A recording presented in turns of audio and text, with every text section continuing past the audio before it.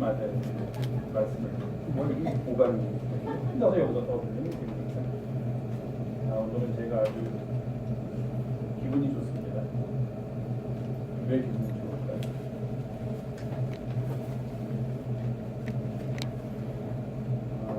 제가 와서 우리 영성교회에서 같이 목회하는 게 거의 지금 7년 됐는데 복음성을 위해서 그것도 혼자가 아니고 하시는 분들이 그렇게 일찍 오셔가지고 준비하고 연습한 게 제 기억에 몇 분 안 되는데 오늘 그런 날이었어요. 저보다도 먼저 오셨어요. 제가 일찍 오는 편인데 교회에 저보다도 먼저 오셨길래 놀랐는데 보니까 복음성 오늘 좀 막 하셨던 세 분이 다 나오셔가지고 연습 아직 반주자도 없는데 그냥 연습을 하고 계시더라고요. 그러다가 감동을 받았어요. 열심히 준비하시고 주님을 위해서 정성을 다하신 분이 있구나 그걸 봤어요. 또 오늘 우리 좋은 찬양 분이엘 찬양 들었죠. 찬양 들었는데 가끔 제가 깜짝 놀래요. 뭐 분이엘 찬 원래는 어떤 교회에서 그렇게 한다고 그래요. 목사가 다음 주에나 무슨 설교하려고 그러니까 찬양대에서 거기에 맞는 찬양하십시오 이렇게 해서 이제 찬양대가 준비하기도 한다고 그러는데 저는 그렇게 안 하고 그냥 찬양대는 정성 다해 찬양 준비하고 저는 말씀 준비하는데 때로는 제가 전할 말씀의 내용을 어떻게 미리 알고서 그 주에는 또 그것과 딱 맞는 찬양을 준비해서 찬양을 하시더라고요. 제가 미리 준비한 거라고 부탁한 것도 아닌데 찬양대는 찬양대대로 준비하시고 저는 저대로 준비하는데 와서 제가 그 찬양의 내용을 들어보고 또 미리 저한테 알려주시면 제가 찬양의 내용을 보고 내가 이번 주에 설교할 내용이 이건데 어떻게 미리 알고서 이것을 연습하셨을까 준비하셨을까 하는 그런 생각이 들 때가 가끔 있습니다. 종종 있어야 돼요. 종종. 오늘도 또 그런 날 중에 하나였어요. 그래서 내가 우리 봉헌송 준비하시는 분들의 그 정성을 보고 또 우리 찬양대하고 제가 같이 이렇게 생활하다 보고 또 신앙생활 하다 보니까 마음이 많이 통하는 것 같구나 하는 또 그런 좋은 감정도 들고 해서 같이 기분이 참 좋습니다. 날이 참 추웠는데 어떻게 한 주간 잘 지내셨어요? 진짜 춥더라고요. 춥다가 주말에 조금 식은만 하는데 오늘도 다시 추워졌네요. 아주 너무 추운데 건강 좀 조심하시면서 이 겨울 시작이에요. 12월이니까 이제 시작이고요. 2월까지는 춥지 않겠습니까? 1월에 제일 춥고 추운 계절에 몸 상하지 않도록 잘 지내시길 바라겠습니다. 같이 기도하시고 하나님의 말씀 나누겠습니다.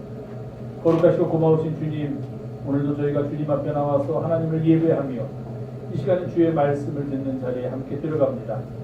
주님, 우리 모두를 도우시고 주의 말씀을 깨닫게 하시고 말씀 속에서 세상을 살아가는 길을 찾는 은혜의 자리가 되게 도와주시옵소서. 말씀을 전하는 부족한 자도 가리워 주시옵고 전하는 자나 듣는 자 모두에게 하늘의 은혜가 함께 하기를 간절히 바라며 우리 주 예수님의 이름으로 감사하며 기도하옵나이다.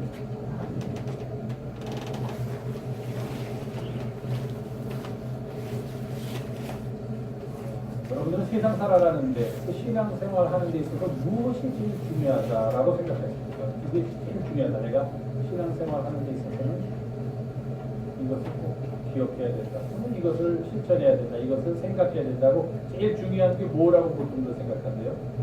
신앙생활 하는데 예배에 참석하는 예배 아주 중요합니다. 굉장히 중요한 일 중에 하나예요. 또 신앙생활 하는데 우리의 길을 이끌어주는 가장 중요한 게 뭐죠? 하나님의 말씀. 우리 그리스도인들에게서 가장 중요한 건 하나님의 말씀. 거기서부터 하나님의 말씀에 우리의 삶을 헌신하는 데서부터 지금 말씀하신 대로 예배를 내가 하나님께 드리며 살아야겠다 하는 마음이 일어나는 거예요. 그냥 뭐 예배를 드려야 된다는 게 아니라 하나님의 말씀대로 살려고 노력하고 애쓰는 가운데 그 중에 하나가 그러면서 가장 중요한 것 중에 하나가 내가 하나님께 열심히 예배해야겠다. 내가 하나님을 열심히 찬양하면서 살아야겠다. 내가 열심히 세상 사람들에게 하나님의 뜻대로 봉사하고 그들을 섬기며 살아야겠다. 이런 생각이 들어오게 된다는 거죠. 그렇게 우리로 하여금 살아가도록 만드는 게 가장 중요한 게 바로 하나님의 말씀이에요. 카를 바르트라는 유명한 신학자가 있었습니다. 이 사람은 보통 하나님의 말씀에 대해서 연구를 많이 한 신학자이기 때문에 사람들이 하나님의 말씀의 신학자다 그렇게 이야기를 해요. 근데 그 사람이 이런 얘기를 했어요. 하나님의 말씀은 크게 세 가지가 있다. 세 가지. 하나는 우리가 가지고 있는 하나님의 말씀이라고 보통 이야기하는 성서가 있다. 성경이 있다. 이게 하나님의 말씀이다. 그리고 또 하나님의 말씀이 있는데 그 하나님의 말씀은 뭐냐? 바로 예수 그리스도 자신이 하나님의 말씀. 그는 성경은 쓰여진, 글로 쓰여진 하나님의 말씀이라면 예수 그리스도는 우리 가운데서 살아계신 하나님의 말씀. 예수 그리스도의 삶 속에서 살아계신 예수 그리스도를 통해서 우리가 알게 되는 것이 무엇이냐? 하나님께서 우리에게 말씀하고 계신 내용들을 예수 그리스도를 통해서 알게 된다. 이렇게 얘기했습니다. 그리고 세 번째로 또 하나님의 말씀이 있는데 그 하나님의 말씀은 무엇인가? 바로 매 주일마다 이 강단에서 선포되는 하나님의 말씀이다.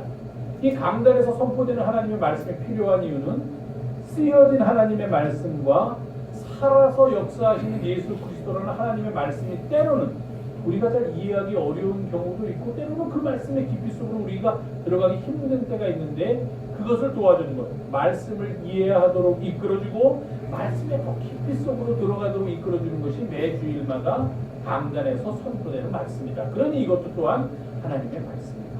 그렇게 얘기를 했습니다. 물론 요새 좀 이상하신 분들이 이 위에 섰다고 해서 내가 하나님의 말씀을 대언하고 내가 당신들한테 얘기하는 건 하나님의 뜻이니까 여러분들은 아무 생각하지 말고 내가 말하는 대로 무조건 따르십시오. 나는 하나님의 말씀을 하고 있습니다. 라고 이야기하면 그것은 잘못된 것입니다. 선포되는 제가 목사로서 선포하는 이 이야기가 하나님의 말씀이 아니라 내 생각을 여러분한테 전하는 그것이 하나님의 말씀이 아니라 쓰여진 말씀과 살아계신 말씀을 풀어서 설명하고 이 쓰여진 말씀과 살아계신 말씀의 깊이 속으로 들어가도록 이끌어주는 역할을 하는 게 바로 강단에서 선포되는 말씀이에요. 근데 요즘은 잘못돼가지고서 교회가 커진다든지 또는 목사님이 좀 교회가 커지면서 사람들이 다 목사님을 떠받들고 살다 보면은 목사님은 아닙니다. 그런 분들은 목사들이 조금 교만해져서 내가 무슨 하나님의 뜻을 전하는 그런 예언자니까 내가 말한 거는 하나님의 말이고 내가 행하는 것은 다 하나님의 뜻이고 나는 잘못했어도 하나님이 이미 날 용서하셨으니까 너희들은 나한테 정죄할 수 없고 뭐 이렇게 말하면 그건 잘못된 거잖아. 그건 아니죠.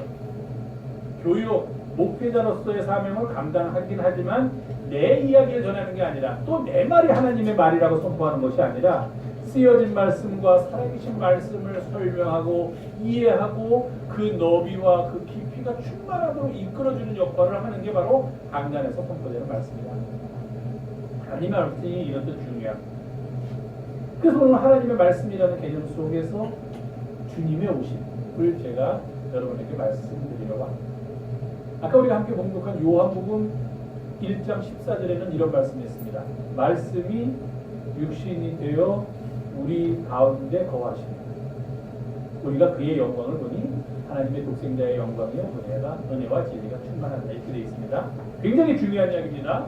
요한복음에서 예수님의 탄생을 우리들에게 알려주고 예수님의 탄생이 가진 의미를 우리들에게 전해주는 핵심되는 말씀이 바로 요한복음 1장 14절입니다. 자, 말씀이 육신인데요. 말씀이 누굽니까? 예수님. 육신이 누굽니까? 예수님.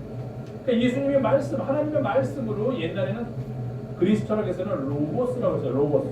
굉장히 중요한 가장 높은 존재가 그리스 철학자들이 생각하는 가장 높은 신들 중에 가장 뛰어난 신의 이름이 로고스입니다. 로고스. 근데 그 우리말로 번역하면 이제 말씀이에요.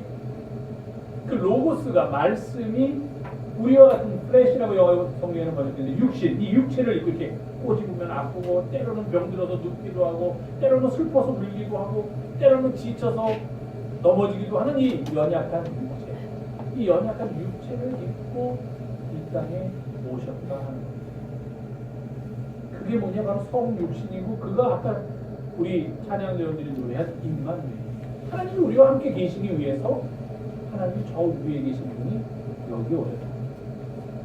정치인들은 선거 때가 되면은 시장을 샀습니다. 사람이 많으니까. 생전 먹지도 않는 시장 떡볶이를 먹습니다. 세상에서 제일 맛있는 게 시장 떡볶이. 그걸 모르더라고요. 정치인들. 돈 많은 사람들은 몰라요. 그리고 맛도 없는 그저 조명 좋은 데서 전망 좋은 데 앉아가지고 손바닥만한 뭐 시금치 요만큼 갖다 주고서 몇십만 원씩 먹으면 고급 음식 먹는 줄 알았는데 여러분들 아시겠죠? 이 추운 날 최고가 뭔지 아세요? 오늘은 일곱 마리죠. 이걸 따라갈 게 없습니다. 이 추운 날은 음식으로서. 그게 세상 최고예요. 근데 그런 걸 모르는 사람들이 생전 먹어보지도 않던 사람들이 선거 때만 되면 시장에 와서 앉아서 뭐 순대도 먹고 아마 집에 가서 토할지 안 토할지 그건 잘 모르겠어요. 순대 먹고 떡볶이를 먹고 시장 사람들하고 악수하고 갑니다. 흉내만 내는 거지요. 시장 사람들 표를 얻기 위해서. 그리고 돌아서서는 아이고 오늘 게 이상한 거 먹어가지고 입맛 버렸네 이런다고요. 근데 예수께서는 그러지 않으셨다는 거예요. 말씀으로 하늘에 계신 예수께서 우리와 같은 육체를 입고 이 땅에 오셨는데, 이 땅에 오신 이유가 정치인들이 심장에 잠깐 들린 이유는 표를 얻기 위해서 거짓으로 들린 거지만, 예수께서 이 땅에 오신 이유는 우리와 같이 살기 위해서 이 땅에 오신 거예요. 그게 임마누엘이에요. 그래서 우리가 좋은 거예요. 하나님이 우리와 함께 계시지만 번성으로 나와는 아무런 교류가 없이, 관계 없이 가만히 옆에만 계신 분이라면 의미가 없습니다. 그럼 임마누엘 좋은 거 아니에요. 임마누엘이 좋은 이유는 그분이 여기 오셔서, 감히 내가 그분 옆에 있을 수도 없는데 그분이 직접 내게 오셔서 나와 같이 생활하시고 나의 기쁨을 함께 기뻐해 주시고 나의 슬픔을 함께 아파해 주시니까, 그러니까 임마누엘이 좋다는 겁니다.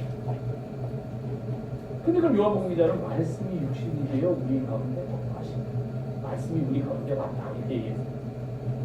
그래서 제가 이사야서 55장을 봤더니 이사야 55장에도 이사야라는 선지자를 통해서 하나님께서 말씀하고 계신데 거기에 하나님의 말씀이라는 구체적인 내용이 나온다 하는 겁니다. 거기 보면은 이런 말이 있습니다. 오늘 제가 본문을 다 하지는 못했지만, 너희는 여호와를 만날 만한 때에 찾으라. 가까이 계실 때에 그를 부르라. 악인은 그의 길을 불의한 자는 그의 생각을 버리고 여호와께로 돌아오라. 그리하면 그가 긍휼히 여기시리라. 우리 하나님께로 돌아오라. 그가 너그럽게 용서하시리라. 그러면서 이렇게 얘기합니다. 하나님의 생각은 우리 인간들의 생각과 다르다. 하나님의 길은 우리의 길과는 다르다. 하나님의 생각과 하나님의 길은 우리 인간의 길과 생각보다는 훨씬 높은 곳에 있다. 이렇게 말씀하셨어요. 뭐 거기까지는 제가 그러려니 하고 이제 받아들일 수 있는데, 거기에서 이런 말이 나옵니다. 비유로. 비나 눈이 하늘에서 내려오지 않느냐. 그러니까 이사야라는 선지자를 통해서 하나님께서 말씀하시는 거예요. 비나 눈이 하늘에서 내려오면, 이제 요즘은 이제 과학이 발달해가지고 비나 눈이 하늘에서 내려오면 어떻게 됩니까? 이 땅에서 있다가 뭐 내를 이루든지 강을 이루든지 아니면 바다로 가든지 이 땅에서 있다가 그게 다시 햇볕을 받으면 증발해서 다시 올라가서 구름이 되고 또 다시 내려오고 뭐 이런 게 반복된다고 이제 과학에서는 배우지 않습니까? 근데 이 이사야 선지자는 하나님의 말씀을 통해서 이렇게 얘기하는 거예요. 자, 너희들의 삶의 경험에서 봐라. 비나 눈이 하늘로부터 내려오면은 그게 돌아가는데, 다시 하늘로 돌아가서 또다시 구름이 돼가지고 비나 눈으로서 오는데, 내려왔다가 돌아갈 때 그냥 왔다가 그냥 돌아가는 거 보냐? 그렇지 않다는 거예요. 그럼 비나 눈이 하늘에서 내려오면 어떻게 되느냐? 비나 눈이 하늘에서 내려오면 땅을 촉촉히 적십니다. 그럼 땅을 촉촉히 적시면 어떻게 되냐 하면은 소출이 나고 싹이 난다 이렇게 얘기해요. 그러니까 우리가 얻게 되는 소출과 우리가 얻게 되는 모든 싹을 가능하게 하는 것이 무엇이냐면 비나 눈이다 하는 겁니다. 하늘에서 내려와서 땅을 촉촉히 적셔주니까 거기서 소출이 나고 거기서 싹이 난다.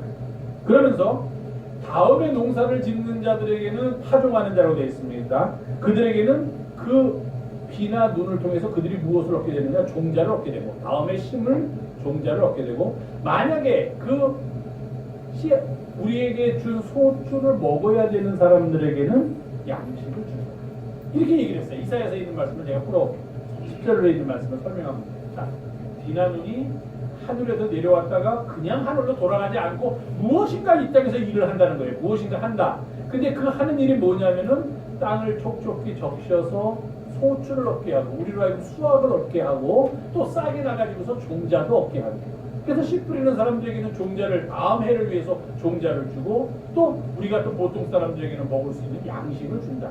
그것을 가능하게 하는 게 물론 씨앗이기도 하지만, 그것을 가능하게 하는 게 바로 하늘로부터 내려온 비나 눈이다. 이렇게 얘기합니다. 왜 비나 눈의 얘기를 했느냐? 이와 마찬가지로 하늘에서부터 우리에게 선포되는 하나님의 말씀도 그 말씀이 그냥 왔다가 그냥 하늘로 돌아가지 않고 이 땅에 내려와서는 무엇인가 하고서 돌아간다는 거예요. 그냥 되돌아가지 않는다. 그렇게 얘기했습니다. 헛되이 다시 하나님이 말씀하신 것이 다시 하나님께로 헛되이 되돌아가지 않고 이 땅에서 무엇인가를 하고 가는데 두 가지를 하고 가졌습니다. 첫 번째, 하나님께서 기뻐하시는 뜻을 이 땅에서, 두 번째, 하나님께서 이 땅에서 하시고자 하는 일이 형통하도록 그것을 돕고 그러한 일을 합니다. 무엇이 그걸 하느냐? 하나님의 말씀이 그 일을 합니다. 그러니까 하나님의 말씀이 그냥 이 땅에 왔다가 그냥 다시 하늘로 돌아가는 것이 아니다.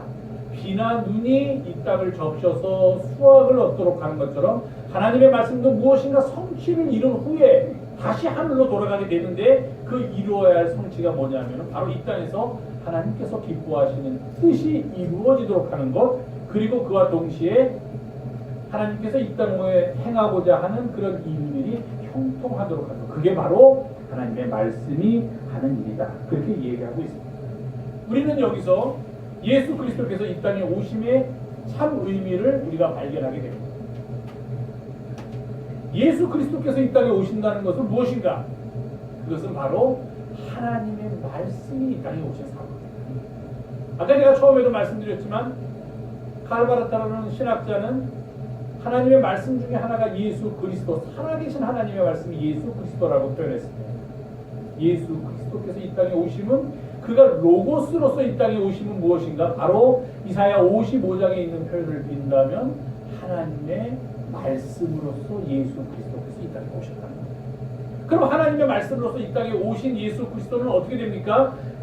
아무것도 하지 않고 헛되이 다시 하나님께로 돌아가는 것이 아니라 이 땅에서 무엇인가 성취를 하시고 다시 하나님께로 돌아가는데, 그것이 크게 두 가지가 있다는 겁니다. 첫 번째로는 하나님께서 기뻐하시는 뜻을 이 땅에서 그 말씀, 하나님의 말씀을 행한다는 겁니다.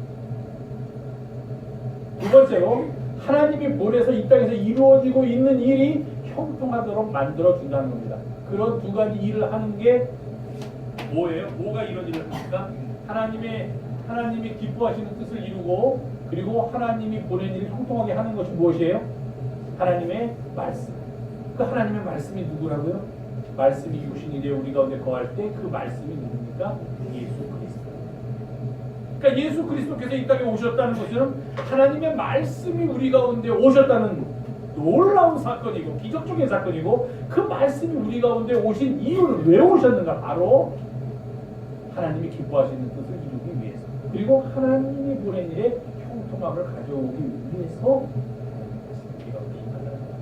비나 눈은 왜 오느냐? 누가 물어보면 비나 눈이 이 땅에 오는 이유는 땅을 촉촉히 적시면서 식물들에게 영양을 공급해서 그 식물들이 수확을 내게 하고, 그 수확을 통하여 파종하는 사람들은 종자를 얻고 또 먹는 자들은 그 수확을 통하여 양식을 얻게 하기 위해서 비나 눈이 온다. 우리가 이렇게 설명하고 대답하는 것처럼 하나님의 말씀이 이 땅에 오시는 이 놀라운 사건이 우리 가운데 이루어지는 이유는 하나님의 기뻐하시는 뜻을 이루기 위해서, 그리고 하나님이 보낸 일을 다 형통하게 하기 위해. 예수 그리스도께서 이 땅에 오신 가장 중요한 이유가 바로 이겁니다. 왜냐하면 예수 그리스도가 바로 하나님의 말씀이기 때문에. 예수 그리스도께서 이 땅에 오신 이유는 하나님께서 기뻐하시는 뜻을 이루기 위해서, 그 일을 하기 위해서 이 땅에 오셨고, 이 땅에서 사하셨고, 그리고 나가셨습니다. 하나님이 이 땅에서 하시고자 하는 일이 다 형통하도록 하기 위해서 예수 그리스도께서는 이 땅에 오셔서 자기의 삶을 내어주셨다. 우리들이 기억력에 숏텀 메모리라는 게 있습니다. 짧은 거 기억하는 것과 롱텀 메모리라는 게 있습니다. 옛날 거 기억하는 거죠. 나이를 들어가면 갈수록 숏텀 메모리는 자꾸 잊어버립니다. 약해져요. 그래서 어제 뭐 했지 생각합니다. 근데 롱텀 메모리는 남아있다고 해요. 나이 드신 어르신들도 옛날에 뭐 30년 전에 무슨 일이 있었고 6.25 때 내가 피난 갈 때 무슨 일이 있었고 그런 건 잘 기억해요. 근데 어제 아침에 뭐 먹었지 그러면 기억 못하고 뭐 먹었지 그런데 기억 못하면 다행이죠. 안 먹었다고 큰일이죠. 하나님의 말씀. 조금 아까 제가 이 기억력을 왜 했냐? 봉헌송 한 분들은 대답하지 말고 봉헌송 안 하신 분들이 대답하세요. 오늘 봉헌송 무슨 내용이었죠? 와, 진짜 숏텀 메모리 없네. 네? 임마누엘이었어요? 그건 분위에 사냥됐고. 네, 하나님이 기뻐하시는 것, 내가 원하는 단 한 가지, 주님의 기쁨이 되는 것, 그거 불렀잖아요. 나 주님의 기쁨 되기 원하네. 내 마음을 받아주소서. 내가 원하는 한 가지가 있는데 단 한 가지, 그것은 내가 주님의 기쁨으로서 세상을 살아가기를 원합니다 하는 그런 찬양이었잖아요. 바로 하나님이 기뻐하시는 뜻을 이루면서 살겠다는 고백인데, 그 고백이 어디서 나왔는가? 하나님의 말씀이 이 땅에 임하는 이유가 하나님이 기뻐하시는 뜻을 이루고 하나님이 보낸 일을 형통하게 하기 위함이기 때문입니다. 그리고 이 바로 하나님의 말 또는 하나님의 말씀이라고 쓰여진 것을 다른 말로 표현을 하면, 제가 여기다 안 썼지만 여기다 만약에 이코를 넣고서 여기다가 하나 쓴다면 뭐라고 써야 되겠어요? 예수 그리스도. 해서 말씀이 육신이 돼서 우리 가운데 오신다는 사건이 놀라운 사건, 아주 역사적인 사건, 기쁜 사건, 하나님의 선물이라는 거죠. 이게 무슨 말인지 아세요? 말씀 여기 뭡니까? 이룰 성. 혼잣말을 안 배우셔서 이 정도는 아시겠죠? 김대희 알아 이거? 김대희는 한문을 잘하니까 잘할 거라고 있습니다. 다른 것보다 한문을 못하는 건 아닙니까? 말씀은 이룰 성자. 그래서 요거를 두 개를 붙였으면 요렇게 씁니다. 말씀은 이룰 성. 요걸 무슨 단지 아세요? 요거랑 이룰 때는 똑같죠. 요것도 성이고 요것도 성입니다. 요것은 무엇인가를 이룬다, 성취한다는 뜻이고, 요것은 무엇이냐면 정성을 다한다, 신실하다. 우리가 보통 말하는 성실하다 할 때 뜻입니다. 정성을 다한다 할 때 성자, 성실하다 할 때 성자. 또 요거는 다르지만 우리가 신실하다 할 때도 요 의미를 가지고 있습니다. 말씀이 이루어지면 그 사람은 어떤 사람이냐? 신실하셔서 성실하셔서. 세상에서 제일 쉬운 게 뭔지 아세요? 세상에서 제일 쉬운 게, 가장 쉬운 일이 뭐예요? 세상 사는 거. 네? 우리 삶을 달라서 세상에서 이렇게 제일 쉬운 거. 제가 질문이 참 바보 같아요. 이걸 질문해요. 저는 답을 하니까 이렇게 질문하면 대답이 나오겠지 않은데, 제가 해놓고 생각하면 이렇게 물어보면 어떻게 그 대답이 나오느냐? 내가 저기 하기 세상 생각 못하겠다 그래요. 세상에서 살아가는데 제일 쉬운 건 뭐냐? 말하는 거예요. 그냥 입으로 뱉어내는 거예요. 말하는 거. 세상에서 제일 어려운 게 뭔지 아세요? 네? 말을 지키는 거, 말을. 그러니까 말이 우리로 하여금 세상에서 제일 쉬운 것을 하면서 그냥 가볍게 그냥 이렇게 얕게 살아가게 하느냐, 세상에서 제일 어려운 것을 하면서 가장 깊이 무게 있게 신중하게 정성 다해서 살아가게 하느냐는 결정하는 게 말입니다.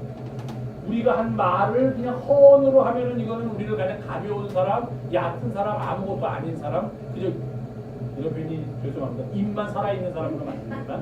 그 말씀을 이루면서 우리가 살아간다면 그건 뭐예요?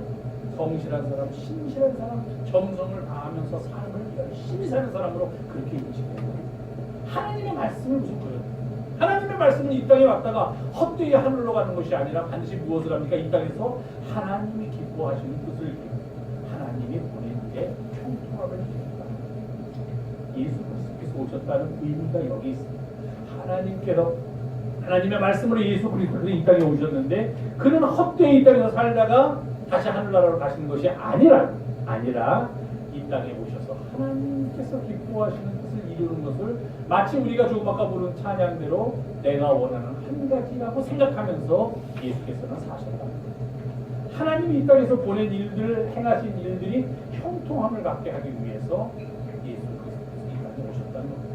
그래서 말씀이 육신이 되어 언과 성이 만나서 이루어진 가장 성실하고 가장 신실하고 가장 정성 다하는 삶을 사셨던 분이 바로 예수 그리스도. 그래서 우리가 주님의 오심을 기뻐하는 이유가 그 말씀이 바로 우리 가운데 거했기 때문에 우리가 감사하고 기쁨으로 말씀을 맞이하고 준비한다는 겁니다. 그런데 사람의 말은 좀 다르다. 사람의 말에 특징이 있습니다. 제가 볼때 세 가지 더 있는데 더 말하면 이거보다 더 많이 말할 수 있는데 그러면 너무 우리가 상처를 받는 것으로 첫 번째, 약속한 것을 내가 지키잖아요. 제가 요전에 목회할 때 어떤 전 축업을 같은 교회 지어주신다고 했는데, 물론 제가 거기를 떠나서 이렇게 다른 곳에 와서 목회하기 때문에 못 지어주고 지금도 아마 저를 어디선가 찾고 계실지는 모르겠지만 교회를 지어주신다고 그러는데 아직 소식이 없어요. 그래서 수소문하면 쉽게 찾을 수 있는데 어디 사람이 약속한 것을 지키면서 하는 거, 아까도 말씀드렸던 말을 지키는 거. 말은 말대로, 행동은 행동대로, 말은 말대로, 삶은 삶대로 이렇게 살면 안 돼요. 그러려면 차라리 어떻게 해야 됩니까? 말을 하지 말아야죠, 말을. 근데 말은 뻔질나게 잘하면서 행동이 없이 따라주지 못해요. 하나님의 말씀은 반드시 헛되이 돌아가지 않고 하나님의 기쁘신 뜻을 이 땅에서 이루는데, 사람의 말은 그렇지 않아요. 말해놓고 약속해놓고 사람하고의 약속도 잘 안 지키는데 더 잘 안 지키는 건 누가하고의 약속입니까? 하나님. 사람하고의 약속을 안 지키면 질타가 와요. 질책이 와. 책망해. 꾸짖어. 또는 피해가 와 나한테. 계약해놓고 계약 안 지키면 당장 피해가 오지 않습니까? 피해가 와. 그러니까 사람하고 약속은 어떻게든 지키려고 해. 다음에 그 사람 또 만나야 되는데 어떻게 약속하지? 지켜야죠. 하나님하고 약속은 그냥 해놓고는 그냥 잊어버려. 안 해도 되는 줄 알아요. 하나님 안 보인다고. 하나님이 뭐 나한테 어떻게 하시겠느냐. 시편 기자 말합니다. 주께 서운한 것은 행여내가 해가 되더라도 반드시 갚고 선을 함부로 해서는 안 됩니다. 서울 함부로 해다가 아주 잘못된 사람이 입다라는 사상이 있습니다. 사상으로 우리는 되게 이스라엘을 왕을 만들기 전에 이스라엘을 다스린 재판관으로서 또는 군사 대장으로서 아주 훌륭한 사람인 줄 알고 있는데 입다도 그런 사람 중에 하나였어요. 근데 이게 바로 말의 경솔하면서 나오는 거예요.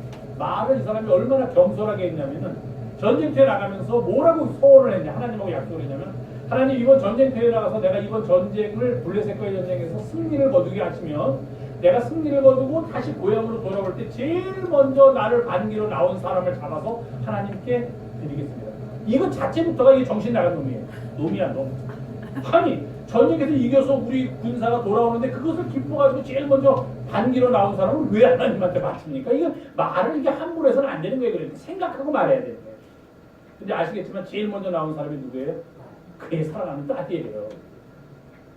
제 사랑하는 딸이 맨 앞에 우리 아버지가 전쟁에 나가서 승리하고 오신다니까 얼마나 기쁩니까? 아버지를 내가 누구보다도 먼저 맞이하러 나가서 제일 먼저 나온 거예요. 입다가 보니까 저 앞에서 누가 달려나오는데 딸이야, 딸. 내가 제일 사랑하는 딸. 하나님하고 약속을 해놓고 약속을 안 지킬 수 없고 그래서 결국 입다가 딸을 죽여요. 세상에서 제일 바보 같은 거예요.